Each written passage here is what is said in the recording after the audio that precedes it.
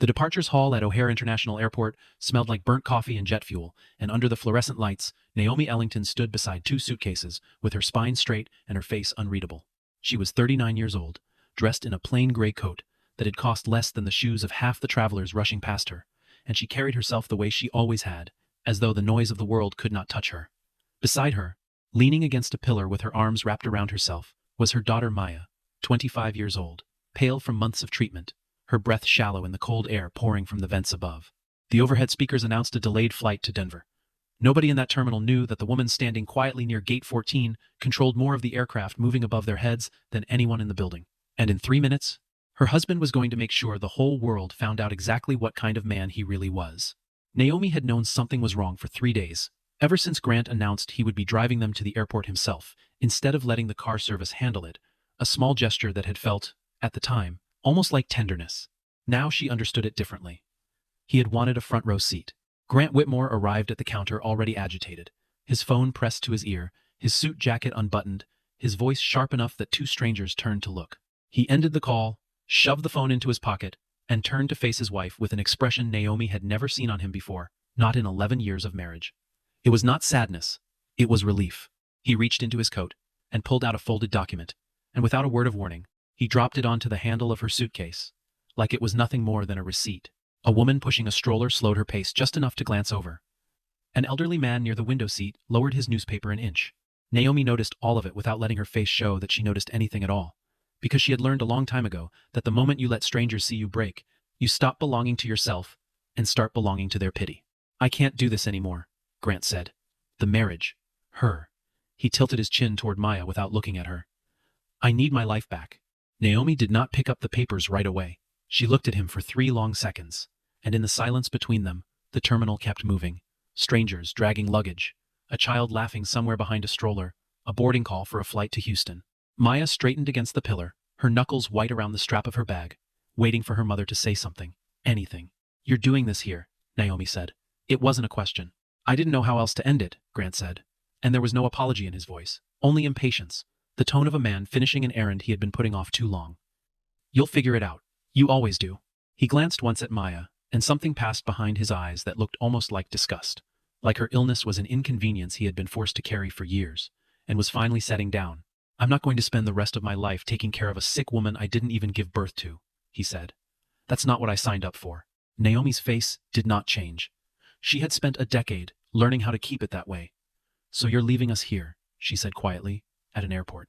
"You'll manage," Grant said, already pulling the handle of his own suitcase upright. "You always manage, Naomi. That's the thing about you. You don't need anybody." He turned and walked toward the priority lane without looking back, his shoes clicking against the tile in a rhythm that sounded, to Naomi, almost cheerful. Maya took a step forward, like she wanted to chase him, to demand an explanation, but her mother's hand closed gently around her wrist. "Let him go," Naomi said. "Mom, he can't just." Maya's voice cracked. "Why aren't you stopping him?" Naomi watched her husband's back disappear into the crowd, near the security checkpoint reserved for first-class and private charter passengers, the one lined with velvet rope and a young attendant checking boarding passes with a practiced smile. She felt something in her chest settle, not break, and when she spoke, her voice was calm, in a way that startled her own daughter. "Because from this moment on," Naomi said, "I don't have to hold on to him anymore." Above them, the departure board flickered, cycling through gate numbers and destinations, and near the bottom, in small white letters, was a flight Grant Whitmore did not know he was about to board. It belonged to Ellington Aviation Group. It belonged to his wife. To understand what happened next, it helps to understand who Naomi Ellington actually was, because almost nobody in Grant's life ever had.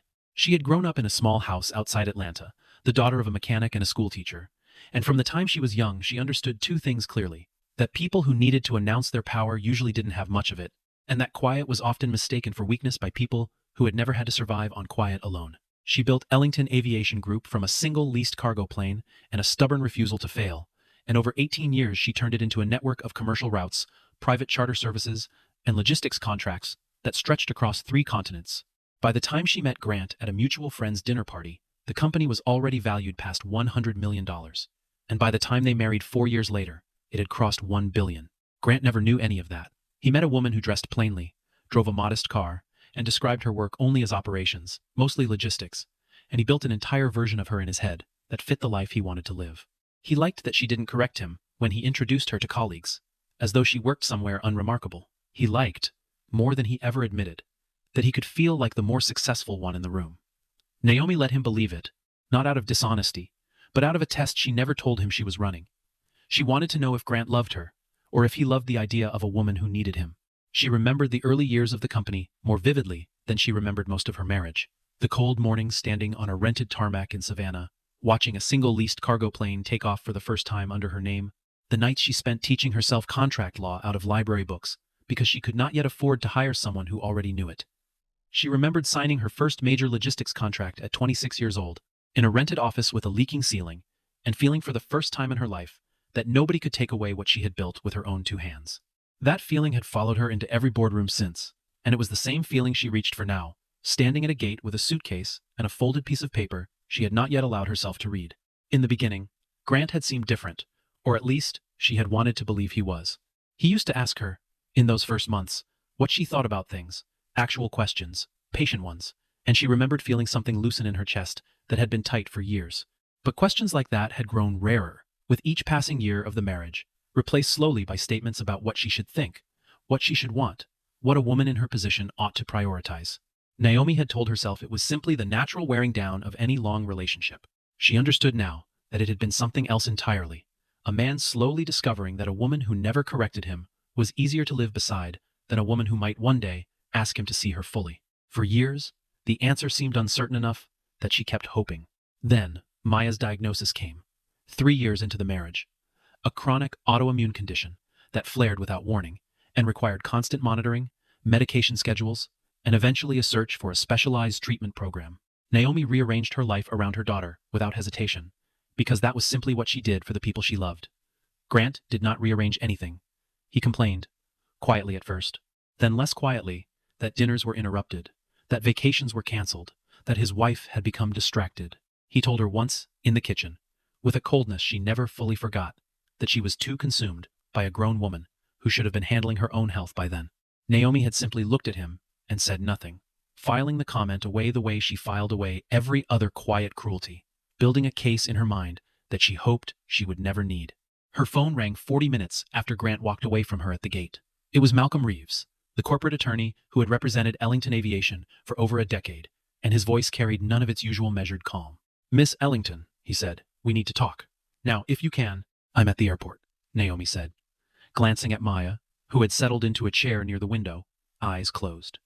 Exhaustion finally catching up to her. "What is it?" "It's Grant," Malcolm said. "Our security team flagged unusual activity on the internal servers 2 days ago. Someone used his executive access credentials to pull files on the Meridian acquisition, financial models, valuation reports, board correspondence, all of it." Naomi went still. "He doesn't have operational access to anything at that level." "He did," Malcolm said, "because you never revoked his courtesy credentials after the restructuring last year. Naomi, he's had a door into this company for months, and someone has been walking through it." For a moment, Naomi said nothing. She thought about the timing, about how convenient it was that Grant had chosen this exact week, this exact airport, this exact cruelty to end their marriage. A man who had simply grown tired of a sick stepdaughter did not usually need to dig through acquisition files first. She thought about the calls he had been taking in another room for the past 2 months. The trips he claimed were for his consulting work, the new watch he had started wearing that she hadn't questioned, because questioning things had never been her style. She had always preferred to watch and wait and let people reveal themselves in their own time. "Pull everything," she told Malcolm. "Every login, every file he touched, every message he sent from that account. I want to know exactly what he's been doing before I decide what to do about it." "There's more, Naomi," Malcolm said, and she could hear him choosing his words carefully. "This isn't a man who stumbled onto sensitive files by accident. Whoever accessed those documents knew exactly what they were looking for. Valuation reports, subsidiary structures, board correspondence. Someone walked him through what mattered." "Someone," Naomi repeated. "Or something told him." Malcolm hesitated. "There's something else. He's had contact with Halbrook Air Systems, multiple calls over the last 6 weeks." Naomi closed her eyes. Halbrook was Ellington's most aggressive competitor, a company that had tried twice to acquire smaller pieces of her logistics network and been refused both times. If Grant had been talking to them, it wasn't out of curiosity. The Meridian subsidiary in question was small compared to the rest of Ellington's holdings, a regional cargo operation Naomi had built almost as a favor to a struggling airfield community outside Charlotte, but its planned spin-off carried a valuation that had taken her legal team the better part of a year to structure properly. If Halbrook obtained early access to those figures, they could undercut the spin-off before it ever reached the open market, costing Ellington tens of millions of dollars. And worse, costing the small regional operators depending on that deal their entire future. It was never simply about money to Naomi. It was about the people whose livelihoods sat quietly behind every number on a balance sheet. People Grant had never once asked about in 11 years of marriage. He didn't just betray me, Naomi said to Malcolm, more to herself than to him. He was willing to let hundreds of people lose their jobs so he could collect a consulting fee from the company trying to undercut them. Find out what he told them, Naomi said. And Malcolm, don't move yet. Let him think he's already won.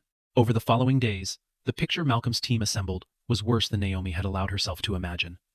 Grant had not simply looked at company documents out of idle curiosity or petty resentment. He had copied confidential valuation reports related to a subsidiary. Ellington Aviation was preparing to spin off, and he had shared portions of that material with an executive at Halbrook Air Systems named Douglas Petrie, positioning himself as someone with informal authority to speak for the company. In a recorded call, obtained through the company's compliance monitoring, a standard practice for any device connected to Ellington's secure network, Grant could be heard telling Petrie that Naomi was not in a position to make sound decisions right now, citing the stress of caring for a chronically ill daughter as evidence that she was distracted, unstable, unfit to lead the very company she had built from nothing. Malcolm played the recording for Naomi in her office, overlooking the tarmac, and she listened to her husband's voice without moving, her hands folded in her lap, her expression carved from something harder than stone.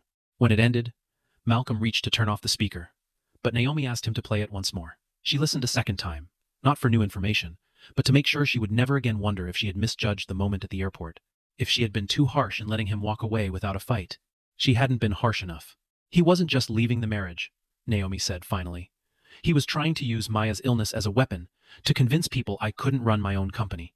It looks that way, Malcolm said carefully. I'm sorry, Naomi. She shook her head slowly. Don't be sorry. Just be thorough. Maya, resting in the guest suite adjoining Naomi's office that week, while she waited for her transfer to the specialized treatment facility in Scottsdale, overheard part of that conversation through a door left slightly open, and when Naomi came to check on her later that evening, Maya was sitting upright, her arms crossed, tears standing in her eyes that had nothing to do with her illness.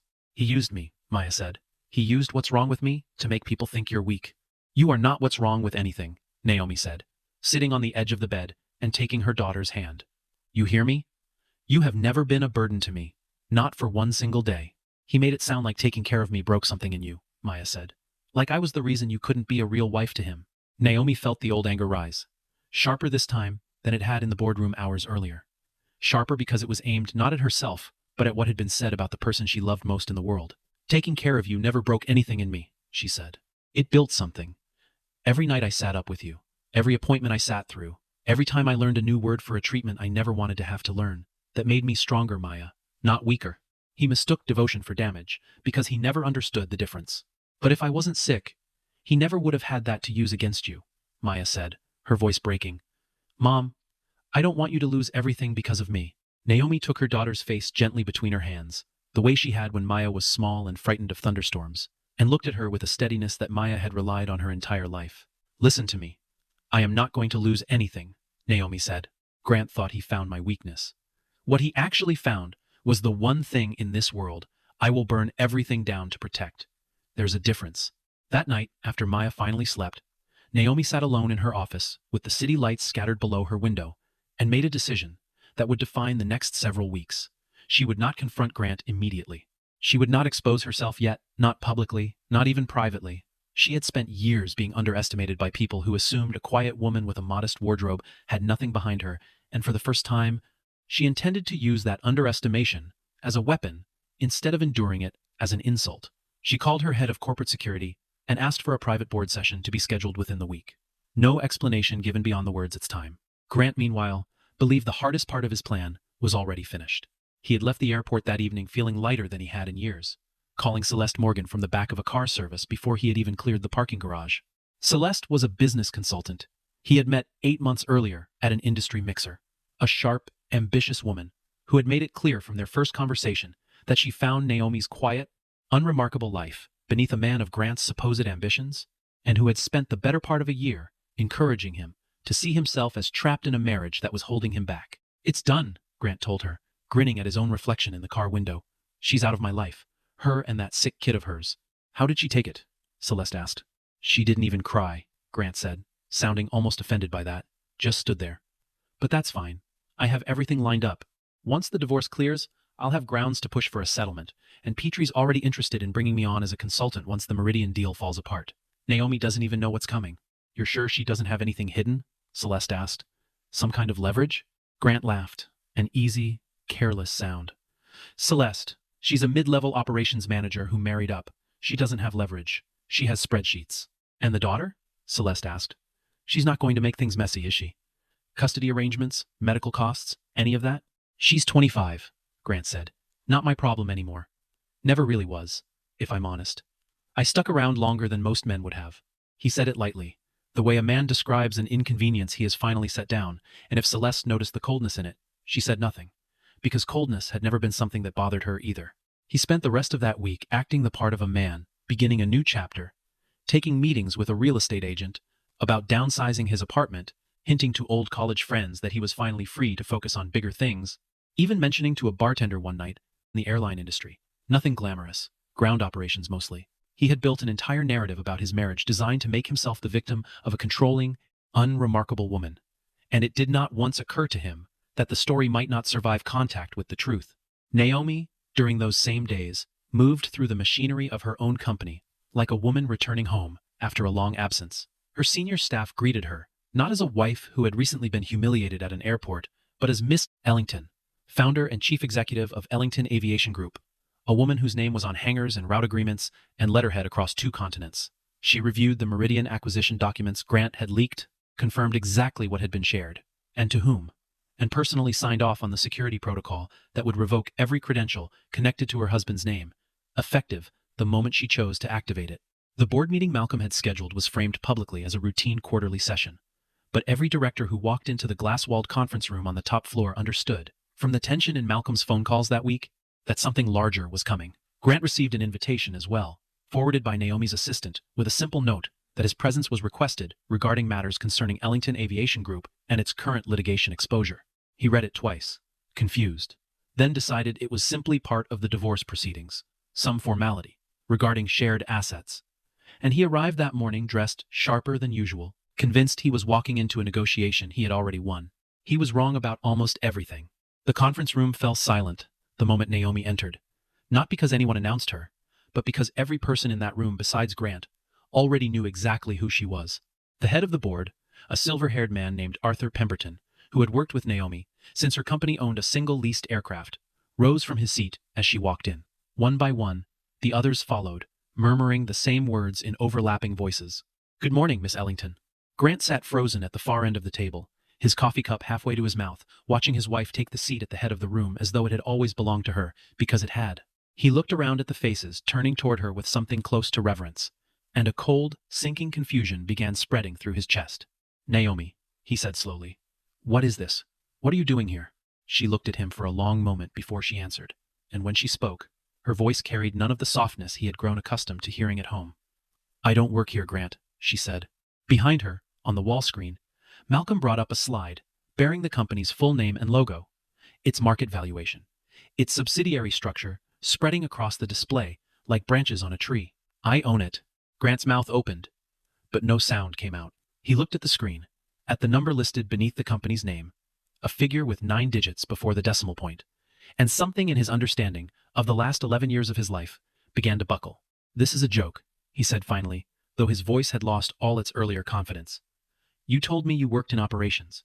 "I told you nothing that wasn't true," Naomi said. "I simply let you believe the smallest possible version of it. And you never once asked me a real question about my work in 11 years of marriage, Grant. Not one. You were too busy telling people what I did instead of asking me." Around the table, board members shifted uncomfortably, some looking away out of a courtesy that felt almost like mercy, others watching Grant with the flat, appraising stare of people who had just watched a stranger's carefully constructed life come apart. Arthur Pemberton, still standing near the head of the table, cleared his throat gently. "Mr. Whitmore," he said, not unkindly, "Miss Ellington built this company from a single aircraft lease when she was 26 years old. There isn't a person in this room who doesn't owe their position to her judgment." Grant looked around at the faces confirming it, one after another, nods and quiet murmurs, and understood in that moment that every dinner party, Every offhand comment about his wife's unremarkable job, every story he had told about himself, as the more accomplished partner in the marriage, had been built on a foundation that had never existed. Grant's eyes moved across the slide again, taking in the scale of what he had dismissed for over a decade as ground operations, nothing glamorous, and the humiliation on his face slowly curdled into something closer to panic. "But that's not why we're here today," Naomi said, and the room straightened at the shift in her tone. "There's something more important than my identity that this board needs to address." Malcolm advanced the slide. What followed was not accusation delivered in anger, but evidence laid out with the clean precision of a woman who had spent her entire adult life building things that could not be argued with. Grant's unauthorized access to confidential files. His communications with Douglas Petrie at Halbrook Air Systems. The recording, played once through the conference room speakers, of his own voice describing Naomi as unstable, as distracted by her daughter's illness, as unfit to make decisions about the company that bore no name but her own effort and sacrifice. Grant sat through it with his jaw tightening, his hands gripping the edge of the table, and when the recording finished, the silence that followed was heavier than anything he had experienced in his life. "That's not I was exaggerating," he said, his voice rising. "That's how business conversations work, Naomi. You spin things, you position yourself. You used my daughter's illness to convince a competitor that I was incapable of running my own company," Naomi said, and for the first time, something dangerous moved beneath her calm. "You didn't spin anything, Grant. You lied. And you did it while she was sitting in a wheelchair at an airport gate, waiting for a father figure who decided that day was a good day to abandon her too. You told Petrie I was unstable," Naomi continued, her voice never rising, which somehow made it worse. "You told a competitor that a woman caring for her sick daughter couldn't be trusted with her own company. Do you understand what that could have done, Grant? Not to me. To every person in this building who depends on this company staying strong. To every route, every contract, every job tied to this name. I was trying to protect myself," Grant said. "You have to understand. Once Petrie started talking about opportunities, about consulting fees, I thought—" "You thought you'd found an exit with a bonus attached," Malcolm said flatly, sliding another folder across the table. "Financial records show inquiries into offshore account structuring dated 3 weeks before you filed for divorce." "This wasn't panic, Mr. Whitmore. This was planning." Grant's composure finally broke entirely. He pushed back his chair, started toward her end of the table, and Malcolm rose instinctively. But Naomi did not flinch, did not move, only watched her husband approach with the stillness of a woman who had already decided how this would end. "Naomi, please," Grant said, his voice cracking now, all the earlier confidence gone. "I love you. I made a mistake. I panicked. Petrie was in my ear about opportunities, and I got greedy, but I love you, I do." "No," Naomi said quietly. "You love the woman you thought I was. Small, manageable. Grateful to have you. You never loved the woman standing in front of you right now.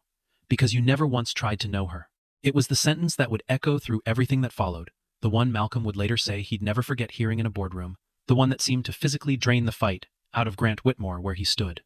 He looked around at the board members who would not meet his eyes, at Malcolm gathering documents with quiet efficiency, at his wife sitting composed and untouchable at the head of a table he had never once bothered to understand she belonged at, and he had no answer for any of it. "Please continue the process," Naomi told Malcolm, her eyes never leaving Grant's face. "All of it." After the boardroom emptied, Arthur Pemberton lingered by the window, watching the tarmac below, where a line of aircraft bearing Ellington's insignia waited in the afternoon light. "You handled that better than I would have," he said quietly. "I don't think I could have sat across from someone who did that to my family and kept my voice as steady as yours." "I've had a lot of practice keeping my voice steady," Naomi said. "It's how I got taken seriously in rooms full of men who assumed I didn't belong in them." Arthur nodded slowly, understanding more than he said aloud. "For what it's worth, Naomi, this company is stronger for having you at the head of it. It always has been. I just wanted you to hear that today. Of all days." "Thank you, Arthur," she said, and for the first time since the airport, something in her chest loosened, not because the pain was gone, but because she had allowed herself, just for a moment, to be seen by someone who had never needed convincing of her worth.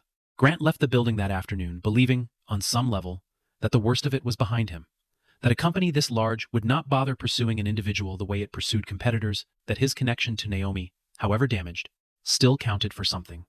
He tried to salvage what he could, calling in old favors, and by evening he had convinced a colleague to arrange a seat on a private charter, leaving the following morning, a flight meant to take him out of the city before the divorce filings became public.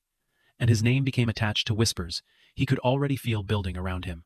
He arrived at the private terminal early, his single suitcase in hand, a version of the same scene that had played out days earlier with Naomi, except this time he was the one standing at a counter, waiting to be let through.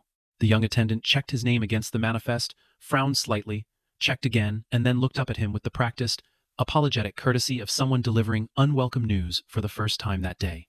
"I'm sorry, Mr. Whitmore," she said. "Your access has been revoked." "That's not possible," Grant said. "I have a confirmed seat."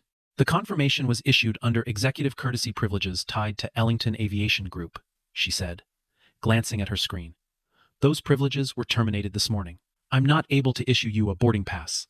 Grant stood at that counter for a long moment, the same counter where hundreds of grateful, hurried travelers moved past him toward gates and destinations he no longer had access to, and something about the symmetry of it, about being stopped at an airport by the same company he had once assumed he understood better than his own wife, finally broke through the last of his denial. He thought about Naomi standing exactly where he now stood, days earlier, watching him walk away with a calm he had mistaken for weakness.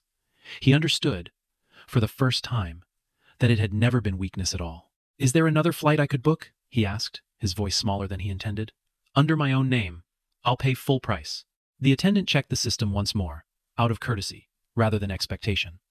"I'm sorry, sir. This terminal only processes charter and executive travel through Ellington Aviation Group accounts. You're welcome to try the commercial terminal across the loop." She said it gently, the way people speak to someone who has clearly had a difficult morning, and Grant nodded and turned away, dragging his suitcase back through the same glass doors he had walked through with such certainty less than an hour before. While Grant stood frozen at that counter, Naomi was 3 floors above him in a private lounge reserved for medical transport passengers, personally confirming that Maya's transfer to the treatment facility in Scottsdale would proceed exactly as planned, with a private nurse accompanying her the entire route and a direct line to Naomi's office in case anything was needed along the way. It was not a gesture meant for anyone to witness. There were no board members watching, no attorneys documenting the moment for a future case. It was simply a mother making sure her daughter was safe. The same instinct that had driven every decision Naomi made from the moment Grant dropped divorce papers on a suitcase handle and walked away. "You didn't have to come up here yourself," Maya said, watching her mother check the paperwork one final time. "You have a company to run." "I have a daughter to take care of first," Naomi said. "Everything else waits its turn." Maya reached for her mother's hand. "Is it over? With him?"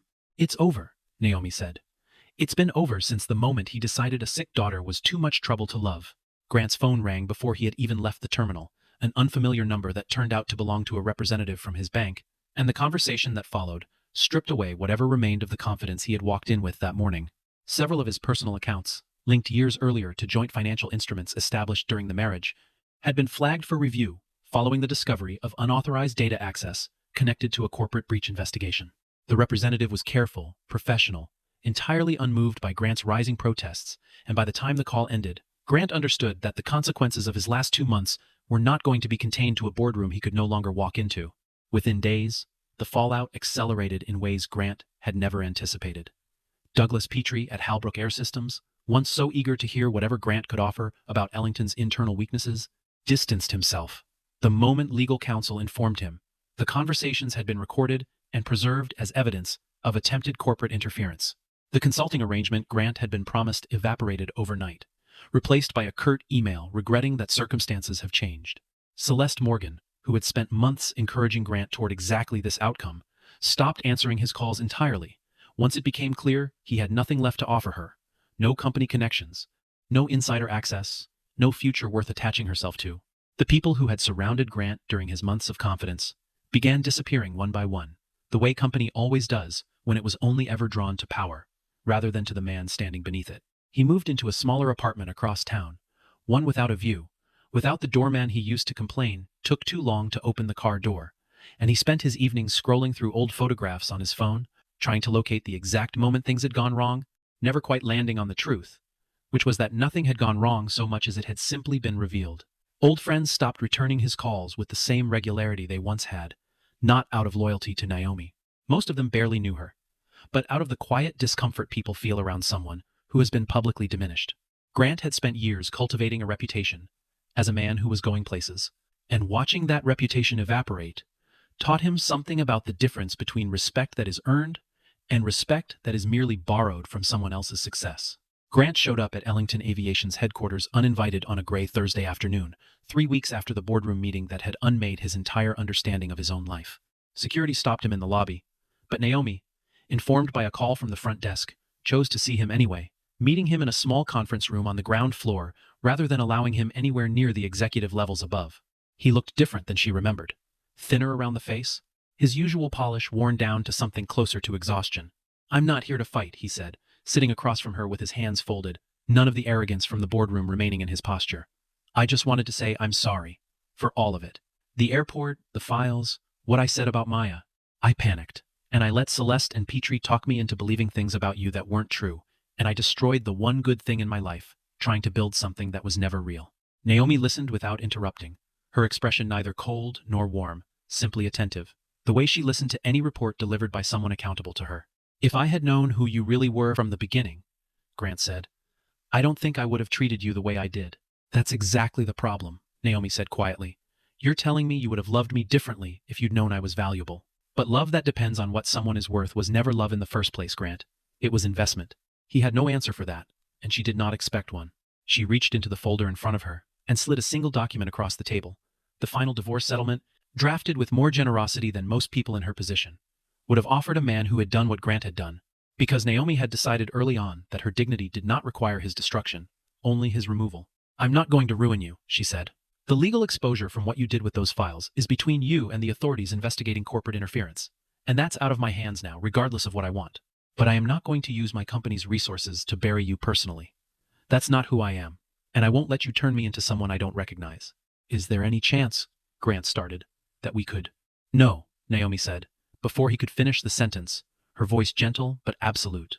"Our marriage ended the moment you dropped those papers on my suitcase and walked toward a gate you thought belonged to somebody else's company. I've had time to grieve that. I'm not going back into it." Grant nodded slowly, and something in his face suggested he had known the answer, before he asked, that some part of him had come there not for reconciliation, but for permission to finally stop hoping. Naomi watched him sign the final papers in silence, and when he finished, she did not offer comfort, did not soften the moment with kindness she no longer owed him. She simply took the signed document, thanked him for his time in a voice as even as any she used with a business partner, and walked out of the room without looking back, the same way he had once walked away from her. Several months passed. Ellington Aviation Group announced the successful spin-off of the subsidiary Grant had once tried to compromise, and the company's valuation climbed higher than it had ever been. Maya's treatment in Scottsdale progressed well enough that she was able to move into her own small apartment near the facility, building a version of independence that had felt impossible during the darkest stretch of her illness, calling her mother every few days, not out of obligation, but out of the kind of closeness that hardship sometimes deepens, rather than destroys. Naomi no longer hid behind plain coats and quiet introductions at dinner parties. She had learned, slowly, that there was a difference between humility and disappearance, and she chose from that point forward to simply be exactly who she was, without apology and without performance. On a bright afternoon in early spring, Naomi returned to O'Hare International Airport, not fleeing anything this time, not standing beside two suitcases waiting for a man who would never come back for her, but arriving as the founder and chief executive of the company, whose name was printed across half the aircraft on the tarmac outside the windows. The staff at the private terminal recognized her immediately, and the young attendant at the counter, the same young woman who had once told Grant Whitmore his access had been revoked, smiled warmly as Naomi approached. "Welcome home, Miss Ellington," she said. Naomi paused near the window, overlooking the runway, watching a plane lift off into a pale blue sky, and for a moment she allowed herself to remember the woman who had stood in this exact terminal months earlier, gripping the handle of a suitcase with a trembling daughter beside her, and a stranger's cruelty ringing in her ears. She did not feel anger when she thought of that woman now. She felt something closer to pride, the recognition that surviving a moment like that without losing herself had been its own kind of victory, quieter than any boardroom triumph but no less real. She had not lost a husband that night at the airport. She had lost a man who had never really known her, who had built his entire understanding of their marriage on a version of Naomi small enough to make himself feel large. What she had found in the months since was something far more valuable than anything Grant Whitmore ever offered her. A fuller, unguarded version of her own life. One she no longer had to shrink to fit beside someone, unwilling to see her clearly. She thought, too, about the version of herself who had spent 11 years believing that hiding her success was the same thing as protecting her marriage, as though love that could not survive the truth of her had ever been love worth protecting at all. She had built an airline out of nothing but stubbornness and a refusal to quit, and somewhere along the way she had let one man convince her, without ever saying it outright, that the parts of her that made her extraordinary needed to be kept small, so he could feel comfortable standing beside her. She would not make that mistake again. Not with him, not with anyone who came after him, if anyone ever did. She had learned that a partner worth having did not need her diminished in order to feel like enough. Maya had started working part-time from her apartment in Scottsdale, coordinating community outreach for a small nonprofit that helped young adults navigate chronic illness while building independent lives, work she had chosen for herself. Without her mother's influence, because she wanted proof that she could build something of her own, the same way Naomi once had. She called it small work some days, modest, unglamorous, and Naomi always corrected her the same way. "There's no such thing as small work," Naomi told her once, over the phone, late on a Tuesday evening. "There's only work people don't understand the value of yet. I know something about that."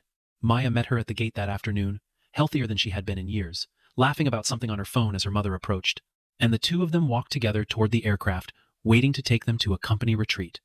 Neither of them would have imagined possible during the darkest weeks of that winter. Naomi boarded her own plane without ceremony, without the need for anyone's validation, without a single thought spared for the man who once believed he was leaving behind a woman who had nothing.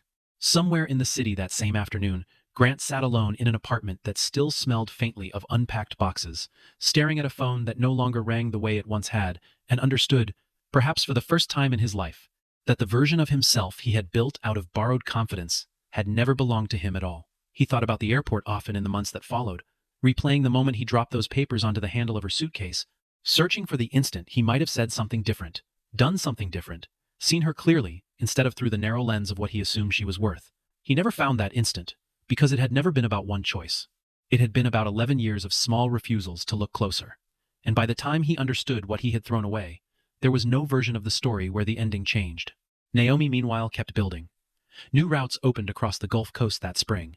A partnership with a regional medical transport network, inspired quietly by everything Maya had gone through, brought faster emergency air access to 3 underserved counties outside Atlanta, close enough to where Naomi herself had grown up that she visited the launch in person, standing on a tarmac, not unlike the one where she had watched her very first plane take flight.